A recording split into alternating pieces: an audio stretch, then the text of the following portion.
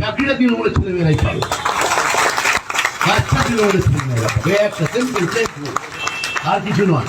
কিভাবে পাবে, কোথায় পাবে, কেন পাবে সেসব আমি বলবো না, কিন্তু এটা হবে।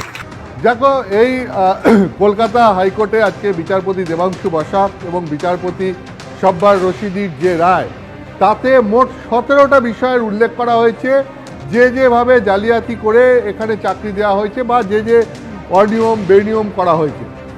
এই 17টার মধ্যে কি আছে সেটা হচ্ছে ব্ল্যাঙ্ক ওএমআর সিট জমা দিয়ে চাকরি পেয়েছে, মানে ওএমআর সিটে কিছু লেখেইনি কিন্তু তারপরেও তার চাকরি হয়ে গেছে।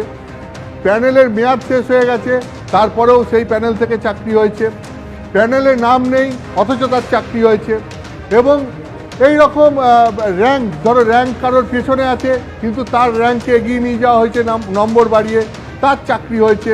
অর্থাৎ এই রকম নানান অভিযোগ নিয়ে আসা হয়েছে, যার থেকে এইটা প্রমাণ হয়ে গেছে যে এই নিয়োগ যেটা হয়েছিল 2016 সালের SLST নিয়োগ, যাতে group C, group D, class 9-10 এবং ক্লাস 11-12 এদের শিক্ষক এবং অশিক্ষক কর্মীদের যে নিয়োগ হয়েছিল তাতে কতভাবে দুর্নীতি হয়েছে সেইটা আজকে রায়ে স্পষ্ট করে বলা হয়েছে। এবং এই প্যানেল তৈরিতে যে দুর্নীতি হয়েছে, জালিয়াতি হয়েছে, সেটা আজকে হাইকোর্টের রায়ের পর স্পষ্ট হয়ে গেছে।